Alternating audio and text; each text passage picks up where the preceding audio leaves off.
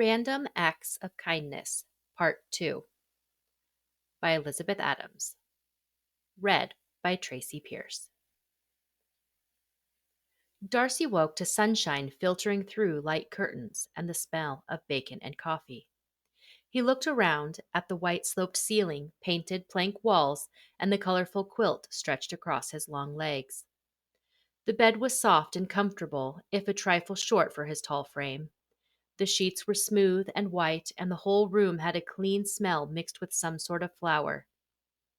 Looking to his right, he realized the smell came from a vase of red peonies on the bedside table.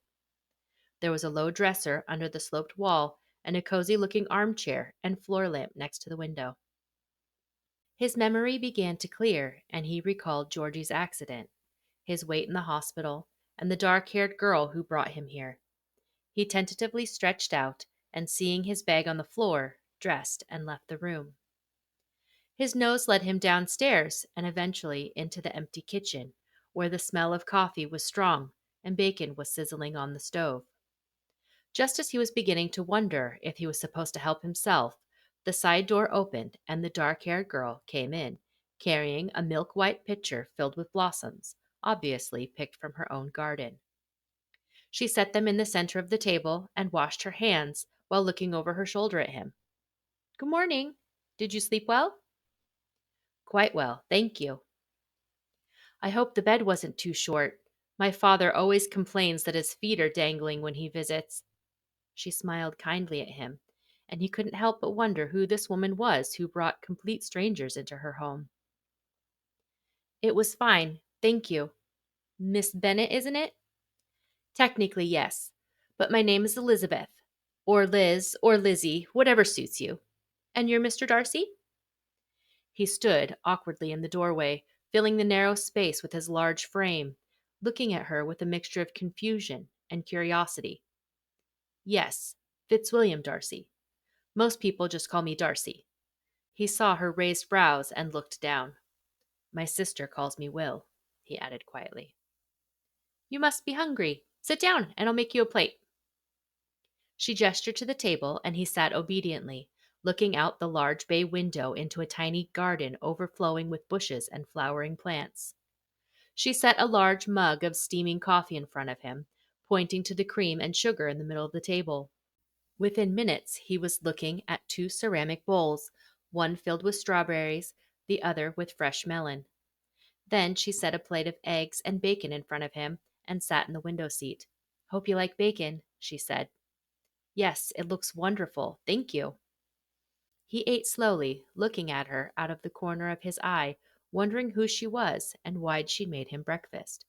He could have just picked something up at the hospital. Then, after contemplating hospital food for a moment, he was grateful she'd cooked and decided to try and be more friendly. "You have a lovely garden, Elizabeth," he said awkwardly, looking out the window at the overflowing beds. "Thank you, but it's Janie's doing. She loves plants. She grew these melons herself, and all the flowers in the house." At his puzzled look, she explained, "Jane is my sister. We live here together." Ah, he had hoped to avoid the topic of her sister for a little longer, but that obviously wasn't going to happen. "Your sister works at the hospital?" "Yeah, she's a pediatric resident. This is her second year. She really loves it there." She took a big swallow of orange juice and looked at him over her glass. "Miss Bennet, I have to tell you how sorry I am about what I said to you last night. I was told there was a drunk driver, and without thinking there might be other victims, I assumed you to be his family. I'm really very sorry. I was out of line." "Apology accepted. And stop calling me Miss Bennet." She smiled through her reproof before he could feel embarrassed at her chastisement. Just as he was about to reply, a timer went off, and she opened the oven door and pulled out two trays of delicious-looking cinnamon rolls that filled the whole room with a mouth-watering scent. She smelled them with a smile on her face and set them on top of the stove. "Do you like cinnamon rolls?" "Yes, I do." She put two on plates and brought them to the table along with a small pitcher of milk. "I like them with milk. You?" He nodded and accepted the glass. "These are amazing. Did you make them yourself?" he said after swallowing a bite. Thank you, and yes, I did. Now, you better hurry up so we can get to the hospital. She started cleaning up the breakfast dishes, and within minutes they were back in the car and headed to Vanderbilt with a tray of cinnamon rolls. He followed her through the web of hospital halls, attempting to memorize the way so he'd be able to retrace his steps later. You seem to know your way around here pretty well, he commented. Yeah, I come see Jane pretty frequently. Lizzie, are those cinnamon rolls I smell? Said a young man in a white coat hurrying down the hallway. Yes, Jimmy. They'll be with Jane on the 5th floor, so if you want one, you have to pay her a visit. Wild horses couldn't stop me. He winked and smiled before continuing down the hall. Darcy was about to ask if he was a friend when he noticed a woman approaching them. Lizzie, I heard about Jane. Tell her I'll be up as soon as I'm done with rounds, said a petite woman who looked like she hadn't slept in a couple days. Sure thing, Candace. Lizzie, is that what I think it is? Said a man in scrubs as he walked past briskly, gesturing to the pan Elizabeth was holding. 5th floor, just follow your nose. Lizzie, you just made my day, said the next scrub-clad resident. Save it, Joey. I know you just love me for my baking. She smiled to keep the sting out of her words. Darcy marveled, as it seemed that every third person knew her by name and had tasted her cinnamon rolls before. Wow, you must visit your sister a lot for everyone to know you, Darcy said. Well, I do, but a lot of them were in med school with Jane, so I saw them at her house for cram sessions, and I even had a few undergrad classes myself with some of the first years. And of course, we throw a mean barbecue, and everyone's always invited. The elevator chimed, and they were on the 5th floor. I'll be down this hall with Janie, room 514. The nurses can tell you if you forget. ICU is straight through those double doors and to the right. You can't miss it. She pointed ahead and handed him a small piece of paper. Here's my cell number, but you can't always get reception in here, and they won't let you use it in the ICU anyway, but just in case. I'll check on you in a couple hours. And with that, she turned and walked down the hall and disappeared into her sister's room. Darcy sat next to Georgiana's bed, silently watching the monitor beep in time to her heartbeat. He stroked her right hand, as he had done the night before, and watched her face for any trace of movement. Finally, he was rewarded with a flutter of her eyelids. Georgie? Will? Where am I? You're in the hospital, sweetheart. You were in a car accident. Oh. She closed her eyes and went back to sleep. 2 more hours passed before she finally woke up. The doctor examined her eyes, and Darcy watched as she followed the pen and his fingers in various directions. She was given more pain meds and told again about her accident. She asked a lot of questions, and Darcy listened to the answers carefully, committing each response to memory. Finally, she said she was tired, and he left her to rest for a few hours. As he was heading toward Dr. Bennet's room, Elizabeth met him in the hall. I'm going to head home and make some dinner for Jane, then head back up. Do you want to come with or hang out here? Looking at his watch, he was surprised to see it was after 4 p.m. Not too surprising when you go to bed at dawn and wake up just before noon. Georgiana just went to sleep, so I'm not really needed here. She gestured, and he followed her, noticing she now carried an empty pan. The cinnamon rolls hadn't lasted long. When they got to her cottage, he went upstairs to shower, and she went straight to the kitchen to start that night's dinner. He let the hot water wash away the stress of the last 24 hours, relaxing for the first time since he'd gotten the call about Georgie. She was hurt, and recovery would be slow, but she was going to be okay and had no permanent damage. When he stepped out of the steaming room, he was met with the smell of onions cooking and the sound of muffled music. He stood in the kitchen doorway, watching Elizabeth bounce her hips from side to side to the beat of My Sharona. Had she been wearing those shorts all day? For the first time, he noticed how shapely her legs were, leading up to a pert bum. Just as he crossed his arms in front of him and leaned against the doorway to enjoy the show, she spun around to face him, singing, Get your motor up! Ah! Her hand flew to her heart and her eyes nearly popped out of her head. William Darcy! You scared the living daylights out of me! Oddly, he found himself laughing. It wasn't really that funny, but the stress of the day combined with the look on her face and the way she said his name struck him as extremely comical. Not to mention that her hands were covered in some sort of pink goo, which she had now spread across her shirt. A moment later, she was laughing too. You ought to be ashamed of yourself. Look at what you made me do. She gestured to the stain on her shirt while attempting to keep a straight face. Turn around. What? You heard me. Turn around. I need to take this shirt off. It's covered with meat. I don't want salmonella all over my house. She stepped into the laundry room and opened the washing machine. He heard a loud clunk, and she called, Are you looking the other way? My eyes are closed. He had a semi exasperated but still amused voice. He heard something brush past him and opened his eyes in time to see her feet dashing madly up the stairs. 2 minutes later, she was back, wearing a red tank top and an arm full of dirty clothes. She dumped everything into the machine and turned it on. I grabbed yours off the floor. They'll be ready tonight. You're doing my laundry? It's not rocket science. There's no sense in doing a whole load for just one shirt, so I threw a few other things in there, including your clothes from yesterday. Don't worry, I know how to do laundry. She smiled and went back to plunging her hands into a large mixing bowl. What are you making? Meatloaf. It's one of Janie's favorites, and it travels well. He watched in fascination as she mixed the meat with eggs and some brown spices, then dumped in breadcrumbs from some sort of machine with a blade, and the onions from the pan on the stove.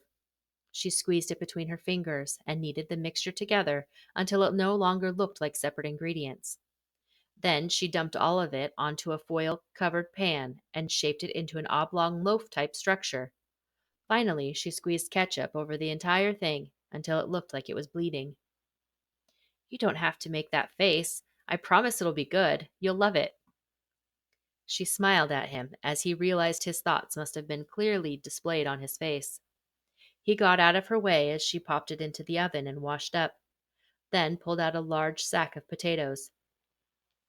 Here, you wash, I'll slice. She handed him a potato shaped scrubber and turned on the water. He awkwardly picked up the object and turned it over in his hands a few times.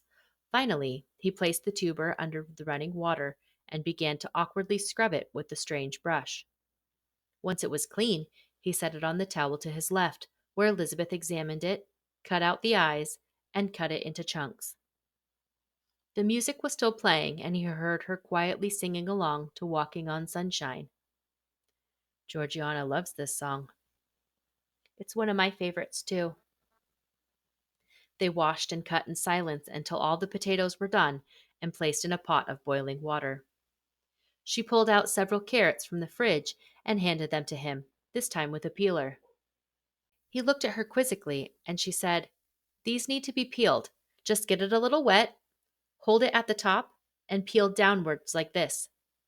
She showed him how to remove the outer layer of skin, and before he knew it, he had peeled a dozen carrots, and the dark-haired girl, as he still thought of her, had sliced them and thrown them into a skillet where they sizzled until she put a lid on top of them. She removed a package of frozen broccoli from the freezer and threw it on top of a tall pan that looked like two pots stacked together. Does your sister like watermelon? Georgie? Yes, she does. Come on then. She led him out through a side door and into the backyard. It was small, but every available inch was covered in flowers or some sort of produce. It smelled of summer blossoms, and the air hummed with bees and butterflies. She led him to a patch on the far side, away from the shade of the house and the large oak tree that filled the center of the small garden. She knelt down and dug around in a large vine with big finger-like leaves. Found one. She leaned back with a triumphant smile, a large green watermelon filling her arms. She cut the stem with a small knife and led the way back into the house. Jane loves watermelon. I'll cut up about half of this so she's got something to snack on later. We can take a container to your sister's room, too. Marjorie will see she gets it when she wants it. Marjorie? She's the charge nurse over in your sister's ICU. Tall, looks like an African queen, always smiling. Yes, I think I saw her earlier. Is Georgie allowed to eat already? She should be sometime tonight. That's when they're usually allowed anyway. I'll check with Marjorie to be sure. You seem to know a lot about the hospital. Are you a resident too?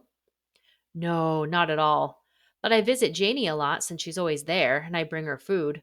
Residents are not known for eating well, and the smell of home cooked food will always bring them running. So I've gotten to know most of the other residents and a lot of the doctors over the years. Does your sister cook too?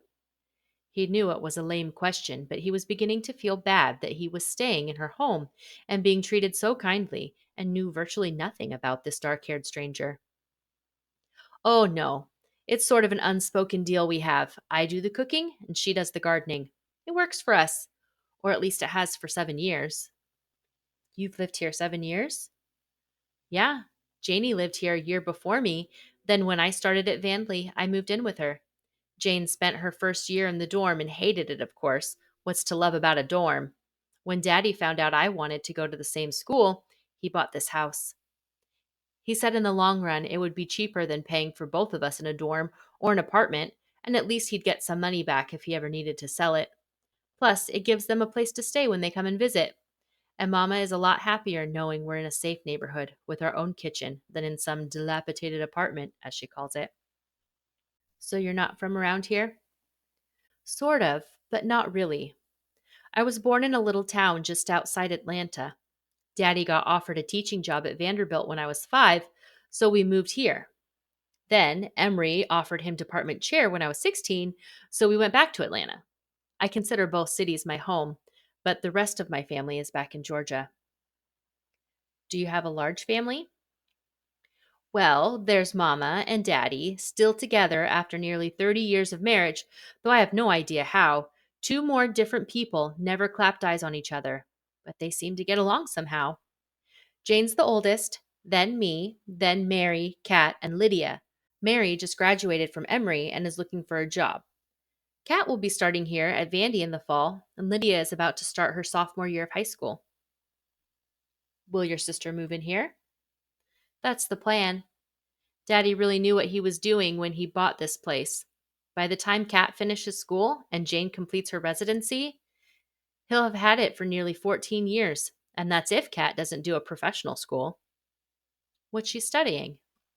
She doesn't know yet. She's very artistic, probably the most artistic of us all, and Nashville is a decent place to be for that.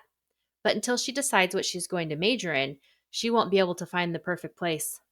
I'd love to see her at an art school, but she's still unsure about majoring in something so fluffy, as she calls it. Our uncle wants her to come to Boston and go to school there. She's still undecided.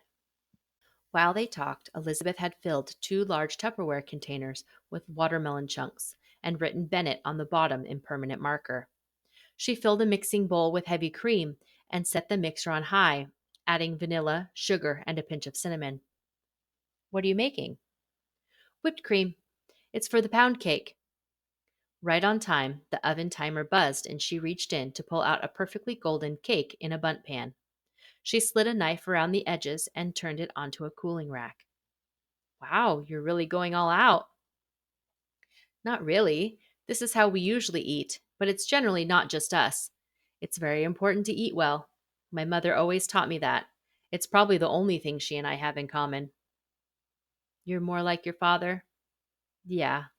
We both love reading and talking politics and debate. Mom calls it arguing, but what do you expect from a literature professor and a law student? You're in law school? He asked, surprised. Was. Just graduated.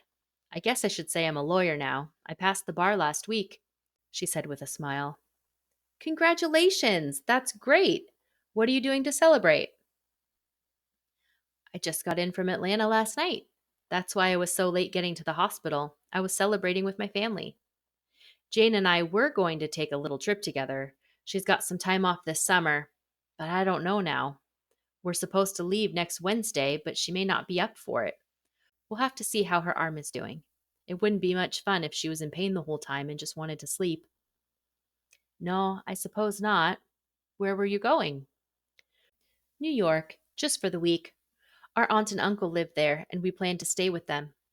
Then we were going to pop up to the coast of Maine for a few days to get a reprieve from the heat. I don't know that New York will be the reprieve you want. It's pretty hot in the summer. No matter how hot it is, I can guarantee you it's not as hot as Tennessee in the middle of July. August is even worse. The humidity is outrageous and the air is like soup.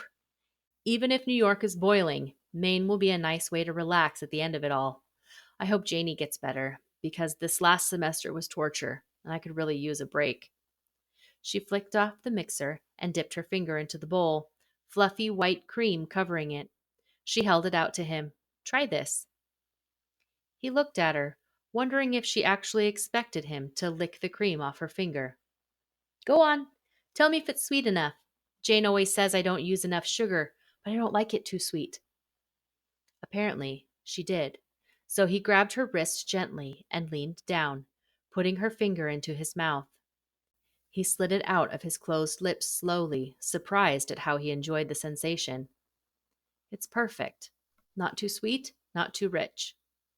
Thanks. Now I just have to mash these and we're ready to go, she said.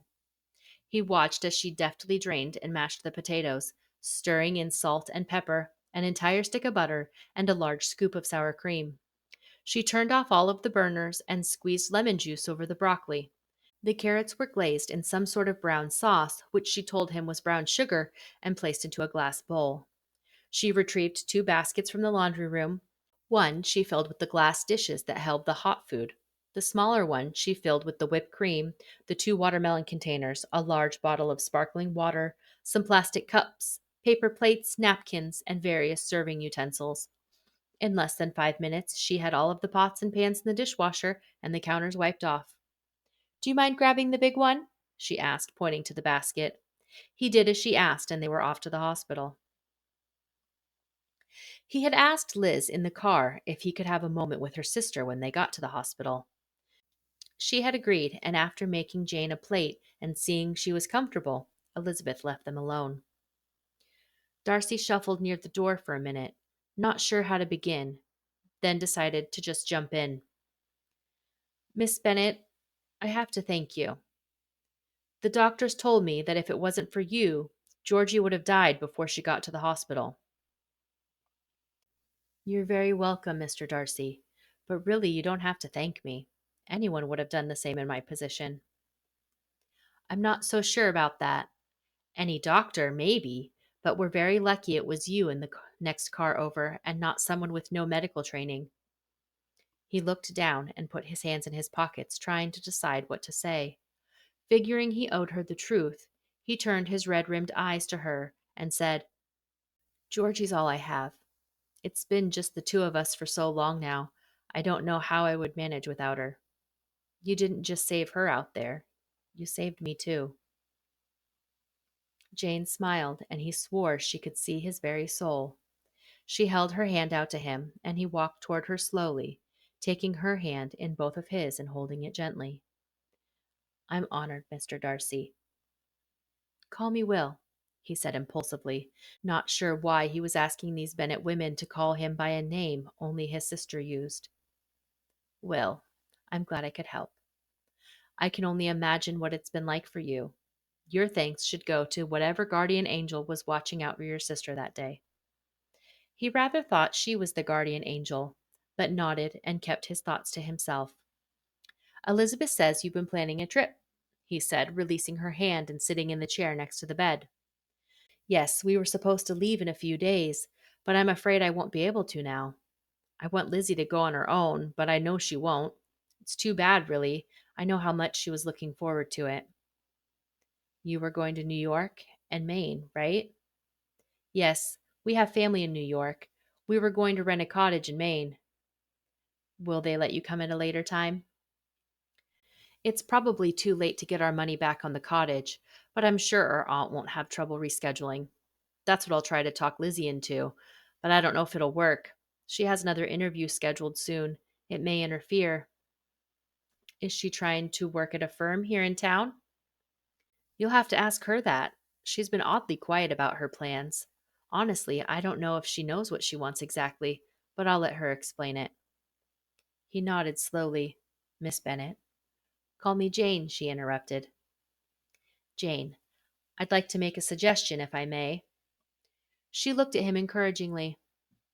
I'd like to invite you and Elizabeth to stay at our home in Maine. We have a summer house there, right on the water. You can come any time. That's very kind of you, Will, but really, you don't have to do that. We can figure something out, I'm sure. I want to. You've both been so kind, to Georgie and to me, and I'd like to do something nice for you. Please, I hate that you're missing your vacation, and I want to help. I'd hate for you to go through all that trouble just for us. He could tell she was wavering and made a final point. I was already planning to open the house anyway. I thought it might be a good place for Georgie to recuperate once she's able to travel. She gave him a thoughtful look, then said, I'll talk to Lizzie about it and let you know. Thank you for the offer. It's very kind of you. He nodded, smiled, and left to visit his sister. He passed Liz in the hall, and they agreed to meet in an hour to go back to the house. Visiting hours would be over soon, and it was almost sunset already. He sat next to Georgie's bedside as he had done earlier in the day. He worried and prayed. He worried more. He talked to her when she woke up, helped her eat 2 bites of watermelon, the first solid food in more than 24 hours, and she fell back to sleep before it was time to go. He gently kissed her forehead and told her he would be back in the morning, and went to find Liz. As he sat at the table in her little cottage that night, watching her sort beans and then set them in a pot to soak, he told her about his offer to Jane. She mentioned it. Are you sure you want to have 2 near strangers in your house? She asked. He laughed. He couldn't help it.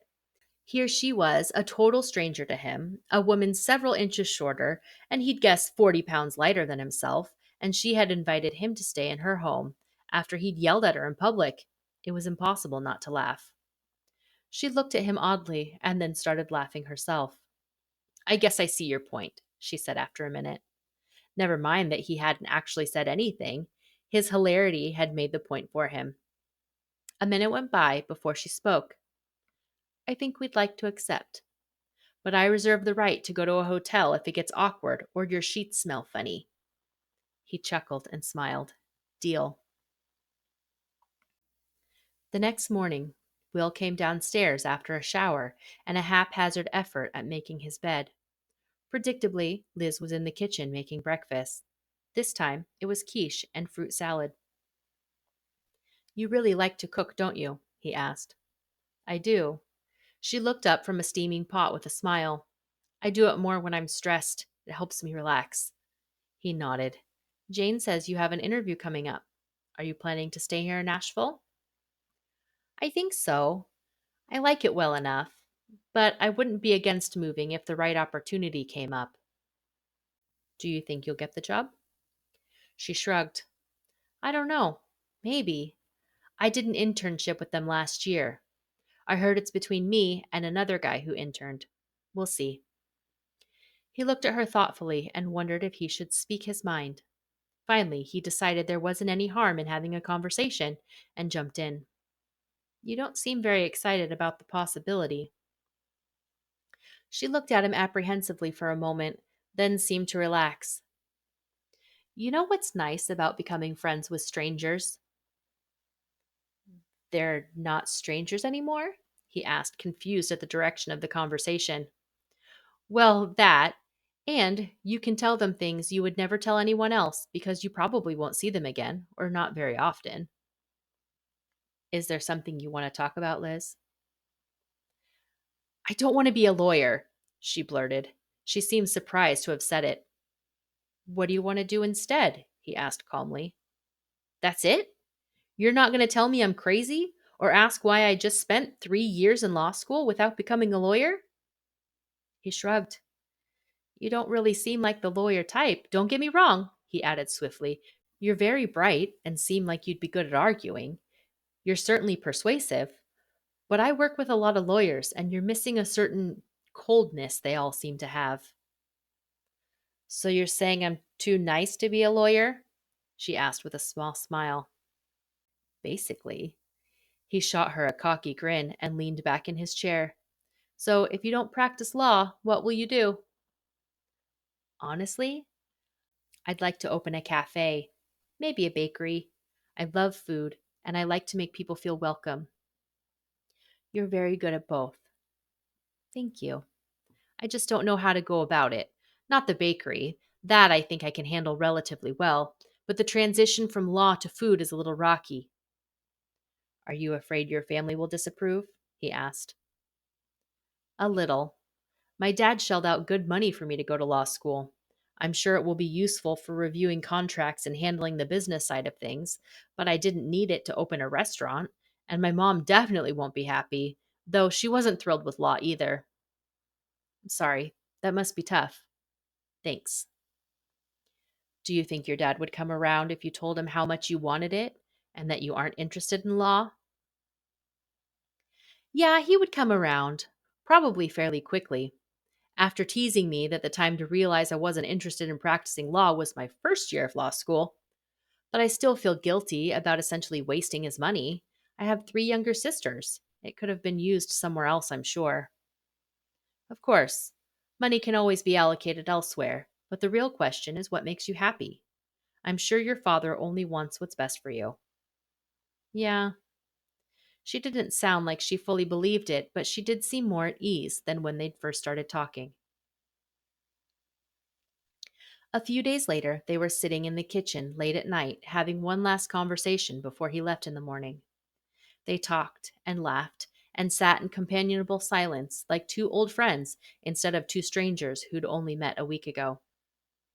Her hair kept falling into her eyes, and he watched her brush it away, amused at her frustration with such a small detail. It fell again, and he reached out to brush it back before she could raise her hand.